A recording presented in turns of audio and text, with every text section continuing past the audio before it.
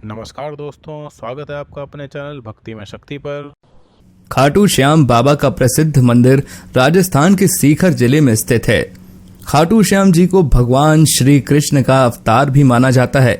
देश के करोड़ों लोग खाटू श्याम जी की पूजा करते हैं।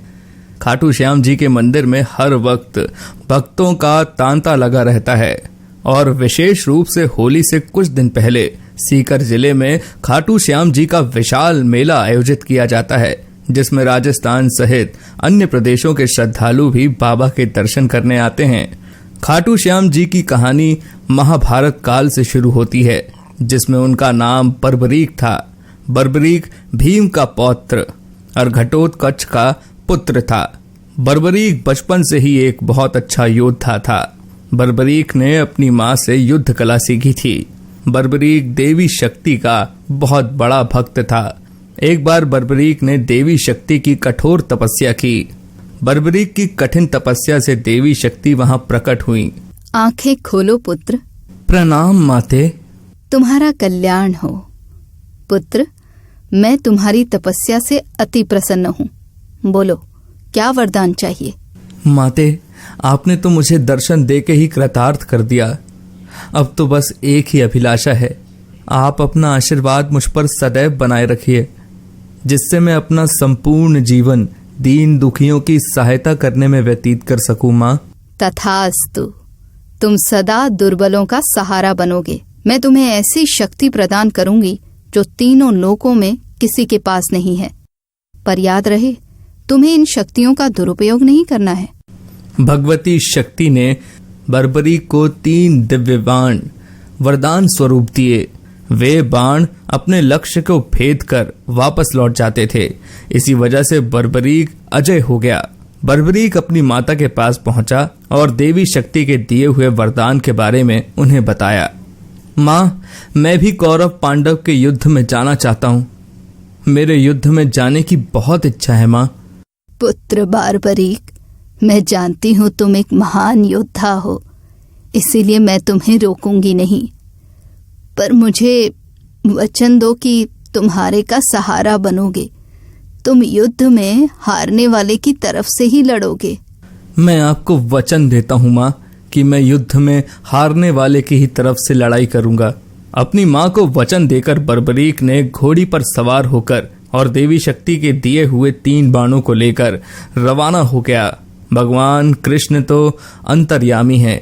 वो ये सब लीला होते हुए देख रहे थे।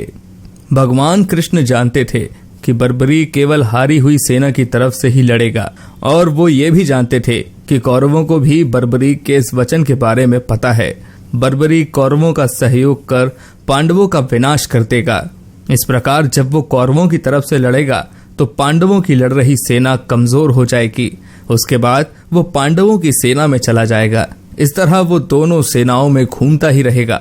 श्री कृष्ण को पता था, अगर बर्बरीक इस युद्ध में शामिल हुआ तो कोई भी सेना नहीं जीत पाएगी और अंत में कौरव पांडव दोनों का विनाश हो जाएगा और केवल बर्बरीक ही शेष रह जाएगा। इसलिए रास्ते में ही श्री कृष्ण ने ब्राह्मण का वेश धारण कर बर्बरीक को रोका। बर्बरीक को रोकने का अब एक ही उपाय है, मुझे बर्बरीक से उसके शीश का दान मांगना होगा। श्री महावीर योद्धा, तुम कौन हो? ये कुरुक्षेत्र की रणभूमि है। तुम कौरवों और पांडवों के युद्ध में क्या कर रहे हो? हे ब्राह्मण देव, मैं घटोत्कच का पुत्र बर्बरीक हूँ। मेरा प्रणाम स्वीकार कीजिए। मैं महाभारत के युद्ध में सम्मिलित होने आया हूँ। ऐसा कैसे हो सकता है पुत्र कि तुम मात्र 3 बाण से युद्ध में सम्मिलित होने जा रहे हो? ब्राह्मण देव, ये बाण कोई साधारण बाण नहीं है। इनमें से मात्र 1 बाण भी शत्रु सेना को परास्त करने के लिए पर्याप्त है, और ऐसा करने के बाद बाण वापस तरकश में ही लौट आएगा। अच्छा, तो फिर इस पीपल के पेड़ के सभी पत्तों को छेद कर दिखाओ जरा। बस इतनी सी बात ब्राह्मण देव, अभी किए देता हूं। बर्बरीक ने ब्राह्मण रूपी श्री कृष्ण की चुनौती स्वीकार कर ली। बाण ने अपने लक्ष्य से तुरंत छूटते ही सारे पत्तों को भेद डाला और वापस आकर ब्राह्मण रूपी श्री कृष्ण के पैरों के आसपास चक्कर काटने लगा, क्योंकि उन्होंने भी एक पत्ता अपने पैर के नीचे छुपाया था। ब्राह्मण राज, अपना पैर यहाँ से हटा लीजिए, वरना ये आपके पैर को भी भेद देगा। ये तीर अपने लक्ष्य को पूरा किए बिना तरकश में नहीं लौटते हैं। बर्बरीक के तीर अचूक हैं, लेकिन अपने निशाने के बारे में खुद बर्बरीक को भी पता नहीं रहता है। असली रणभूमि में अगर मैं सभी पांडव भाइयों को अलग अलग कहीं छिपा भी दूं ताकि वो बर्बरीक का शिकार होने से बच जाएं, तब भी बर्बरीक के तीर किसी को नहीं छोड़ेंगे। इन अचूक तीरों से कोई भी नहीं बच सकता है। हे वीर योद्धा, मैं तुम्हारे साहस की सराहना करता हूँ। मैं तुमसे दान स्वरूप कुछ मांगना चाहता हूँ। ब्राह्मण राज, अगर मेरे वश में होगा तो मैं आपकी इच्छा स्वरूप दान की अभिलाषा जरूर पूर्ण करूंगा। मैं वचन देता हूँ ब्राह्मण राज, आप मुझसे दान में जो भी मांगेंगे मैं आपको मना नहीं करूंगा। मुझे तुम्हारा शीश दान चाहिए पुत्र, क्या तुम ऐसा कर सकते हो? आप कौन हैं? मुझे अपना परिचय दीजिए। आप मुझे ब्राह्मण नहीं दिखाई देते, कृपया करके मुझे अपने वास्तविक रूप से अवगत कीजिए। बर्बरीक की प्रार्थना करने पर भगवान कृष्ण अपने रूप में आ जाते हैं। बर्बरीक उन्हें प्रणाम करता है। वासुदेव कृष्ण, आप स्वयं मेरे शीश दान की अभिलाषा हेतु आए हैं। बर्बरीक, युद्ध भूमि की पूजा के लिए एक वीर वर क्षत्रिय के शीश दान की आवश्यकता होती है और तुम महावीर महायोद्धा हो, अतएव मैं तुमसे शीश दान मांगता हूँ।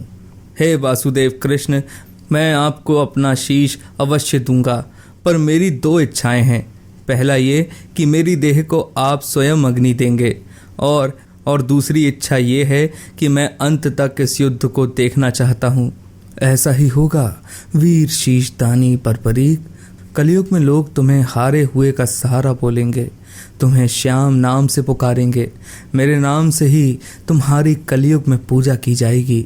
कलयुग में खाटू श्याम नाम से तुम्हारी पूजा होगी। फाल्गुन माह की द्वादशी को बर्बरीक ने अपने शीश का दान दिया। बर्बरीक को ब्रह्मा जी ने एक श्राप दिया था, जिसके मुताबिक उनकी मृत्यु पृथ्वी लोक पर भगवान कृष्ण के ही हाथों होगी, तभी वो श्राप से मुक्त हो पाएंगे। बर्बरीक का सर युद्ध भूमि के समीप ही एक पहाड़ी पर सुशोभित किया गया, जहां से बर्बरीक ने महाभारत का संपूर्ण युद्ध देखा।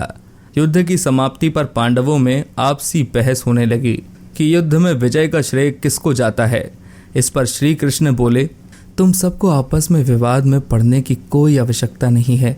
बर्बरीक का शीश संपूर्ण युद्ध का साक्षी है, अतः उससे बेहतर निर्णायक भला कौन हो सकता है। ठीक है वासुदेव, फिर हम इस निर्णय को जानने के लिए बर्बरीक के पास ही चलते हैं। पौत्र बर्बरीक, तुमने तो युद्ध को बहुत ध्यान से देखा है, क्या तुम बता सकते हो हम सब वीरों में से इस युद्ध को जीतने का श्रेय किसे जाता है? श्री कृष्ण ने ही इस युद्ध में विजय प्राप्त कराने में सबसे महान कार्य किया है। उनकी शिक्षा, उनकी उपस्थिति, उनकी युद्ध नीति निर्णायक थी।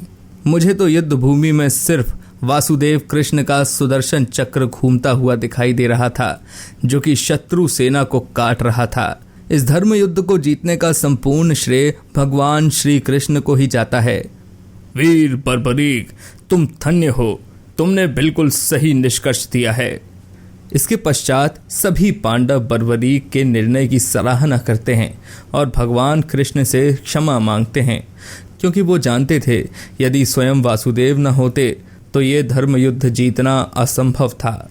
धर्म की विजय स्वयं वासुदेव कृष्ण के कारण ही हुई थी। भगवान कृष्ण के आशीर्वाद से बर्बरीक को कलयुग में श्याम नाम से पुकारा जाने लगा। आज भी खाटू श्याम जी महाराज के अनेकों भक्त रोजाना उनके दर्शन करने आते हैं और उनसे मन वांछित फल की प्राप्ति भी करते हैं। पूरी कहानी देखने के लिए आप सभी का धन्यवाद। वीडियो को लाइक करें, शेयर करें, चैनल को सब्सक्राइब करें और बेल आइकन का बटन दबाना ना भूलें।